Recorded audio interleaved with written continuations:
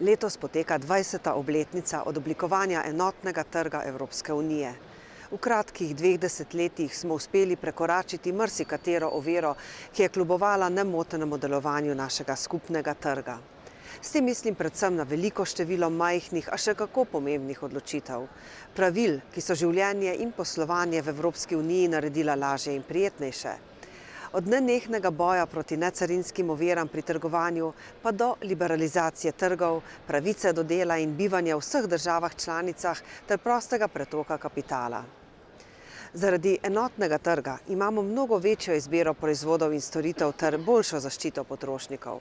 Rezultati pa se kažejo tudi na nekaterih drugih področjih. Prvič, enotni trg je omogočil pospešek evropskemu gospodarstvu in ustvaril nova delovna mesta. Po podatkih Evropske komisije je v letu 2008 vsak državljan Unije zaradi določil in mehanizmov enotnega trga prejel povprečno 500 evrov več prihodkov, kot bi brez njega.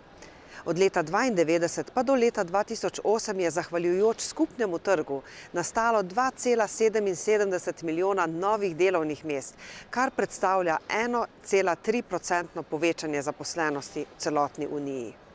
Drugič, program Erasmus, namenjen študijskim izmenjavam mladih, je do sedaj omogočil 2,5 milijona študentom, da so se podali na študijsko izmenjavo in s tem pridobili pomembna nova znanja, kompetence ter oblikovali trajna prijateljstva z mladimi Evropejci.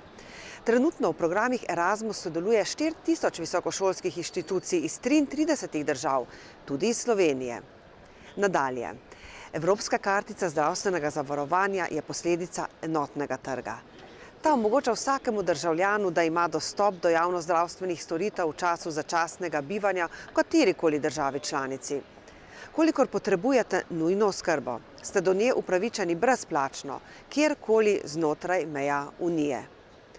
Trenutno v svojem žepu Evropsko kartico zdravstvenega zavarovanja nosi 188 milijonov Evropejcev, kar predstavlja 37% celotnega prebivalstva Unije. Enotni trg je odprl možnost konkurence tudi na področju energetike. Od leta 2004 dalje lahko industrija in potrošniki prosto izbiramo ponudnika energije.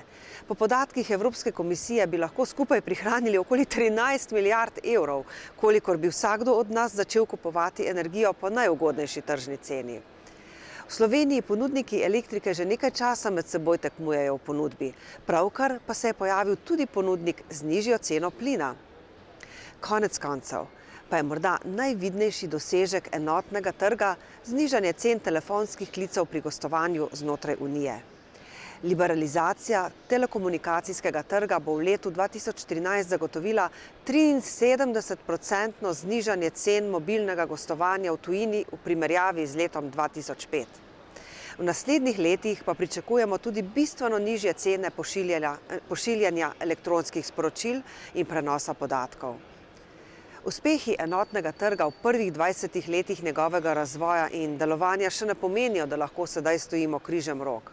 Prav danes, v času, ko je naše gospodarstvo upočasnjeno in ko ljudje na ulicah zahtevajo boljše pogoje za življenje, je še posebej pomembno, da ukrepamo. Pred nekaj dnevi je komisija predstavila nove ukrepe za še tesnejše gospodarsko povezovanje, od prometa do energetike, od javnih naročil pa do bančnih storitev. Zato se bom po svojih najboljših močeh in skladno s svojimi pristojnostmi še naprej zavzemala za takšne ukrepe. Za še več svobode pri potovanju, življenju in delu v drugi državi članici, za primerno konkurenco na energetskem trgu, za ugodne pogoje za pošteno in transparentno poslovanje vseh evropskih podjetjih. Vse omenjeno poveča priložnosti Slovenije iz 2 na 500 milijonov.